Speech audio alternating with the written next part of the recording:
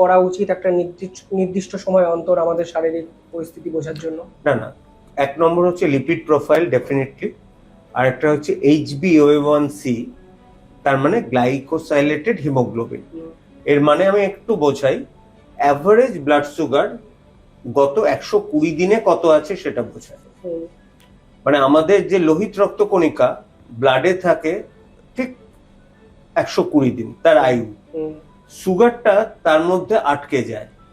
সুতরাং আমরা যদি সেই লোহিত রক্তকণিকায় সুগারের পরিমাণটা পরিমাপ করতে পারি, তাহলে আমরা বুঝতে পারবো তার অ্যাভারেজ সুগার গত 3-4 মাসে কেমন ছিল।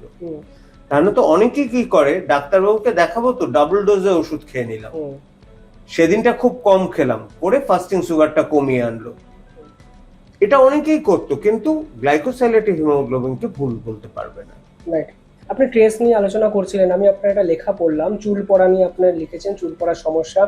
মিনক্সিডিলের কথা ওখানে উল্লেখ নেই, যেখানে আমি ওই লেখার পর অসংখ্য রিসার্চ করে আমি দেখেছি মিনক্সিডিল ব্যবহার করলে চুল পড়ার সমস্যাটা কাটে এবং চুলটা নতুন করে তৈরি হয়। ট্রেস এখন আজকালকার দিনে একটা নিয়মিত একটা সমস্যা। চুল পড়ার সমস্যা কিভাবে রোকা যায় এবং মিনক্সিডিলের প্রয়োগে চুল কি ফেরে? না, চুল পড়া রুখতে গেলে না ফার্স্টে জেনেটিক্স দেখতে হবে। মানে রাকেশ রোশনের টাক তো ঋত্বিক রোশনের টাক, ঠিক আছে। আরেকটা হচ্ছে আয়রন ডেফিসিয়েন্সি, রক্তাল্পতা, থাইরয়েডে, আর একটা হরমোনাল ডিসব্যালেন্স, যেটা আমরা ইয়ং মেয়েদের ক্ষেত্রে আজকাল পাচ্ছি, ভীষণ ওজন বেড়ে যাচ্ছে, পলিসিস্টিক ওভারিয়ান হচ্ছে ডিজিজ, তাদের কিন্তু চুল পড়তে থাকে। স্ট্রেস ডেফিনেটলি একটা ফ্যাক্টর, যেমন প্রেগন্যান্সির পর একটা স্ট্রেস হয়, সেটার জন্য চুল পড়ে। কিন্তু মিনক্সিডিল না আমি ইচ্ছা করে বাদ দিয়ে গেছি। মিনক্সিডিল যদি খুব বেশি লাগানো হয় ব্লাড প্রেশার ফল করার একটা চান্স থাকে। আর মিনক্সিডিল অনলি এফেক্টিভ হচ্ছে মেল টাইপ অফ বল্ডনেস, মেয়েরা যদি লাগায় সেরকম এফেক্টিভ হয় না।